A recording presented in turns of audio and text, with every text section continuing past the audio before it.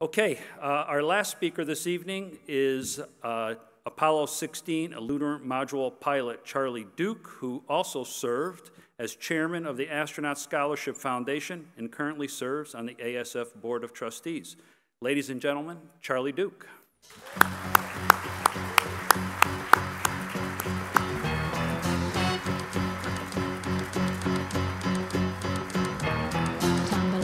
And I stumbled to the kitchen, pour myself a cup of ambition and yawn and stretch and try. Boy, it's really hard to see up here. I hope I can read my notes. Want to just say thank you all for coming. This has been a wonderful evening. Thanks for the hardworking staff of Astronaut Scholarship Foundation for this opportunity to gather together, to see old friends, and to make new friends. So thank you all for your support. It's a tremendous thing we're doing to support the Astronaut Scholarship Foundation and the tributes that we give, the scholarship that we give, and the payback that the nation gets from our scholars. Tonight's a tribute to John and TK and myself, and only one here, as you know, and I missed my two crewmates very, very much. Thank you, Susie, for being here. We love you.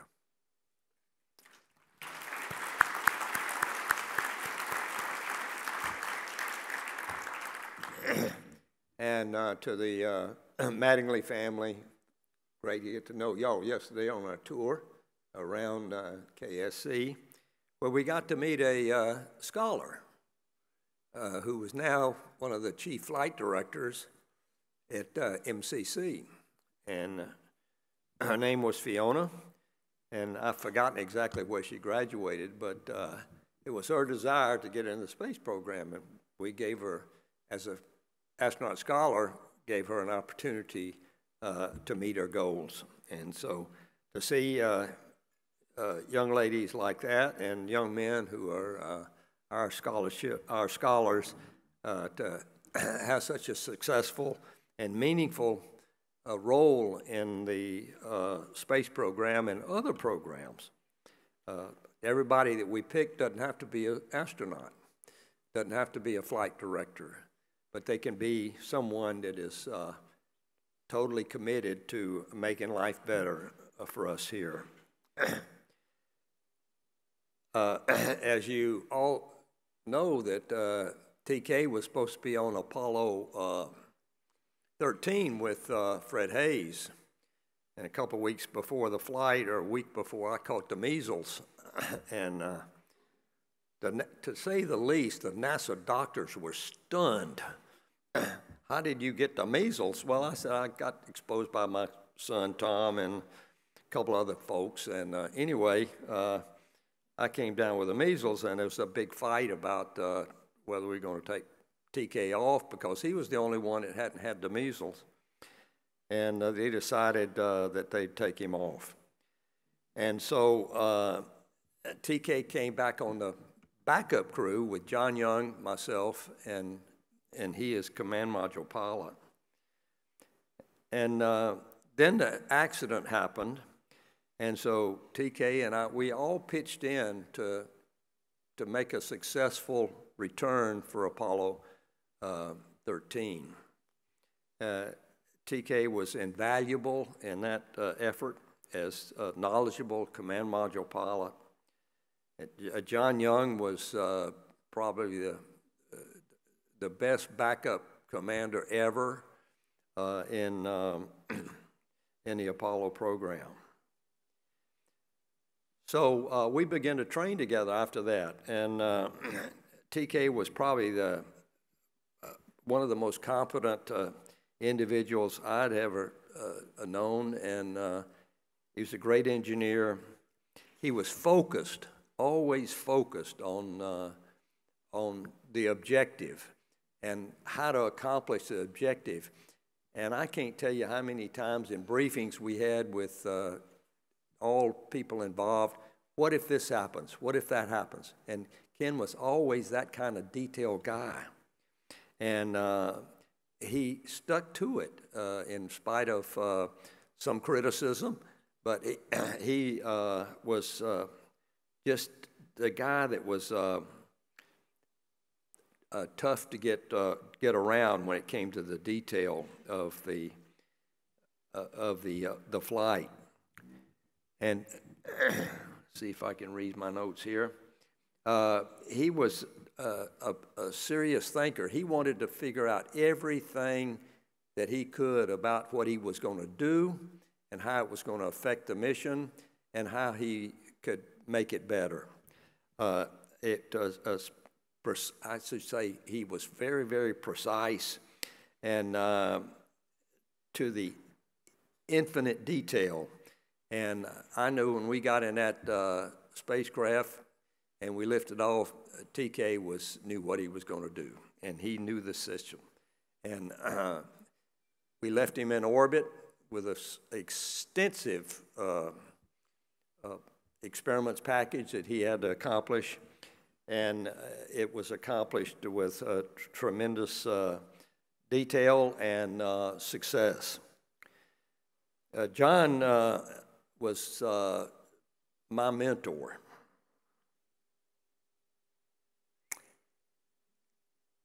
It was his fourth flight, and he had flown on Apollo 10, 2 times on Gemini, and was one of the most experienced astronauts.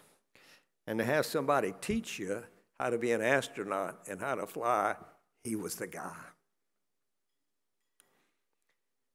He knew how to prepare. He knew how to train. He knew what was important. And like Ken, he was very, very focused. Nothing passed John. The details of the mission, the requirements of what we had to do, all of those things were John paid extensive detail to, and he taught me how to do that. In countless times, let me start over again. I bet you we practiced everything we had to practice countless times. I can't tell you how upset I got when John said, let's go into lunar module, we got to practice putting on our suits and backpacks, because you can't lose your glove when you're in this process. Put everything here or everything there. And John was just so meticulous, and we had it down. And like we heard from about Ken, and let me say, I think that was all of us in the contractors and everybody. If this thing fails, it's not going to be my fault. And so we worked hard to make it success. John was very low-key. He was very easygoing. He was laid back, but he had the best engineering mind of anybody I've ever met. He could zero right into the problem. And so he taught me a lot as his lunar module pilot. I never doubted that John was going to make the wrong decision. He was so well prepared. He could see the problems. He was a what-if guy. What if this happened, like Ken? I mean, it was, what if this happens? What if that happens? So we trained for that. We tried to answer every what-if problem that we could think of.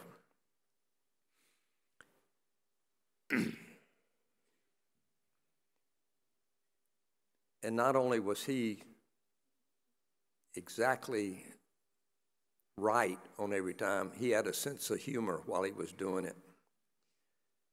As I said, John had a best engineering mind, but he came across as low-key, sort of an all-shucks kind of guy. But you never could understand in a briefing the questions that came out of him. It were always zero right on to the problem. So it was great working for him. We trained for 2 years, and as I said, I learned a lot. We were ready to go when we got ready to launch. TK was a tremendous command module pilot. We knew he was going to be waiting for us when we got back off the moon. And on the moon, John knew his stuff in geology. He knew his stuff on the procedures. He knew his stuff in the experiments. And except for one experiment, we had a successful flight. It was not only the crew that made it successful. We've heard earlier. It was not only that, but mission control. 1 hour before we were to land on the moon, Mattingly, TK reported, "Hey, I gotta burn this engine, but there's something wrong with the secondary control system. It feels like it's shaking the flight of the spacecraft to pieces." John said, "Don't burn." And when he said that, it meant we weren't going to land in the next hour on the front side of the moon. This happened on the back side of the moon. So we came around for the front, to the side, got acquisition of signal, and John reported the problem, Ken reported the problem, and mission control said, "Stand by." I mean, if your heart can sink in zero gravity, it was that moment when John said, "Don't burn." That meant we weren't going to land at the next hour.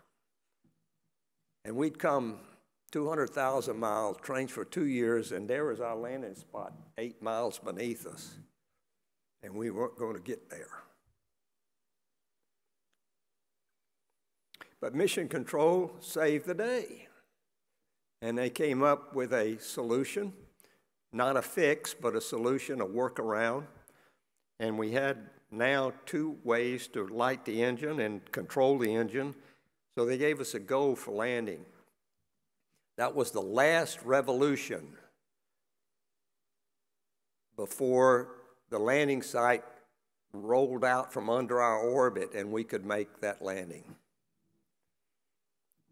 I don't have time to go into all of the crew support or the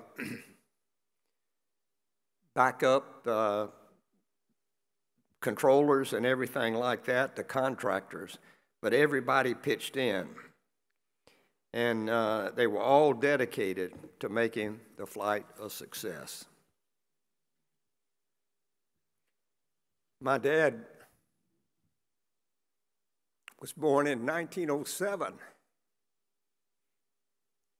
He could hardly believe. I mean, this is 4 years after the Wright brothers.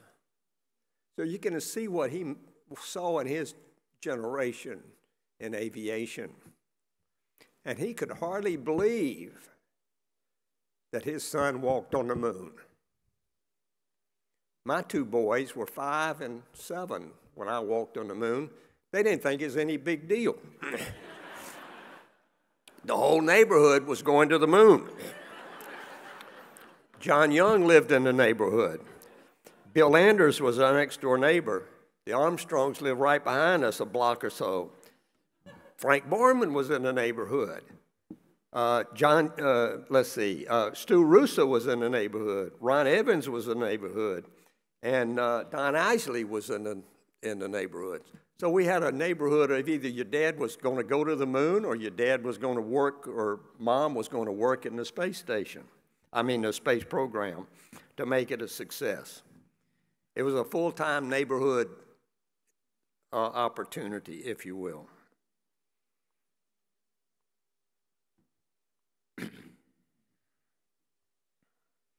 I'd like to close with a saying from a Dr. Seuss book. It goes like this. Conrad Cornelius O'Donnell Odell, a very young man who was learning to spell. The A is for ape, and the B is for bear, The C is for cat, the H is for hair, through to Z. I know them all well, says Conrad Cornelius O'Donnell Odell. Then he fell flat on his face on the floor. When I picked up the chalk and drew one letter more. For the things that I do and the things that I see, I could never spell if I stopped with the Z. And I think that was the attitude of the space program back in Apollo. We weren't going to stop with the Z. We were going to keep going.